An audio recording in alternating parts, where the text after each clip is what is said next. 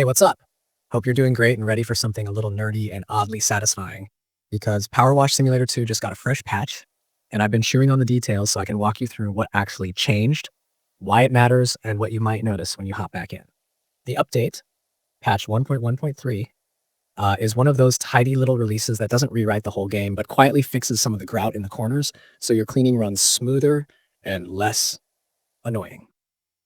First off, the headline item for a lot of players has been save stability. If you've ever had a play session where progression felt shakier than it should, like saves not syncing properly on certain platforms, or worrying about losing progress mid-clean, this patch targets that area. The developers patched several save-related issues, with special attention on some platform-specific edge cases that were causing headaches for portable console players.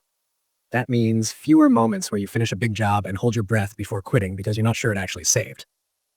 It's not the kind of sexy feature that makes thumbnails explode, but it's one of the most impactful fixes because it protects hours of work and removes a constant, low-level anxiety for perfectionists among us. Another small but delightful tweak is the removal of the persistent PowerWash Points cap notification. If you've been interrupted mid-spray by a pop-up telling you hit the points cap, which, let's be honest, is a mood killer when you're in a flow state, that should be gone now. Less interruption means more uninterrupted cleaning zen. And that's exactly the kind of polish that helps the gameplay feel more natural and less like it's policing your joy. There's also a fix for an interactable object in one of the levels that had been misbehaving. The scissor lift in the theater level is now movable as intended. For level designers and anyone who enjoys the tiny mechanical puzzles of the environments, that's a satisfying correction. It restores intended interactions and keeps run-throughs predictable when you expect an object to respond to your actions. For folks gaming on handheld or unique form factor platforms, the patch brings adjustments to default resolution settings and other display oddities reported on devices like the Steam Deck. If you've seen funky resolution choices or mismatch between UI and rendered scene on that device, those issues were specifically targeted.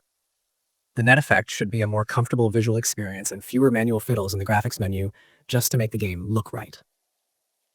On the console front, there was an annoying issue where PS5 in-game store pages were showing up blank for some users. That's been patched as well. So browsing add-ons or checking store content from inside the game shouldn't leave you staring at an empty screen. The multiplayer side of things also received attention. The update includes several stability and connectivity improvements meant to reduce disconnects and make session joining more reliable. Multiplayer has always been a fun way to turn an otherwise meditative solo activity into a cooperative chaos of synchronized spraying, and those connectivity tweaks aim to make that cooperative experience less fragile. A point that's worth stressing.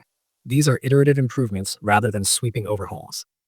The devs appear to be focusing on platform parity and quality of life fixes so that the core experience behaves consistently, whether you're on a big TV, a handheld device, or enjoying the game on a console.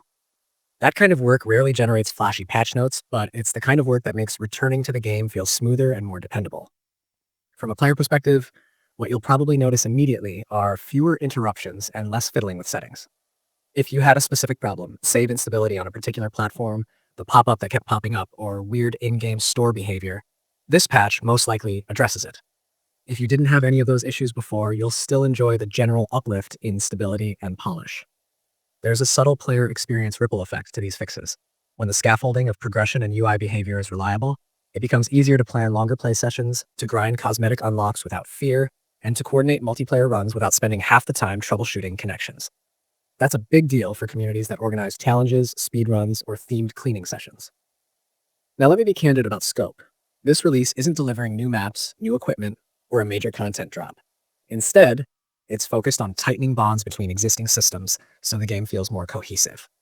If you're that kind of player who savors the little mechanical satisfactions, lining up a perfect spray pattern, clearing years of grime in a satisfying sweep, nailing timed challenges with teammates, these fixes quietly make all those moments better.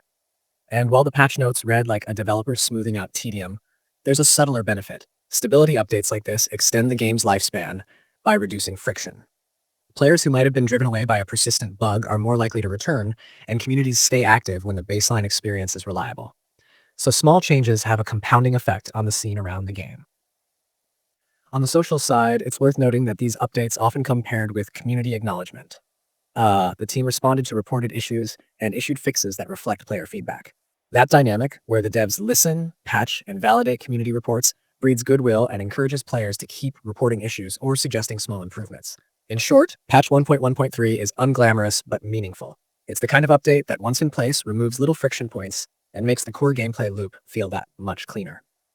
If you've had any of the specific problems mentioned, give the game a run and you'll notice the difference in how certain systems behave. If everything already felt fine, enjoy a slightly smoother experience and the reassurance that the devs are continuing to polish the edges. All right, that's the breakdown. Quick, practical, and focused on what actually changes how you play rather than on fluff.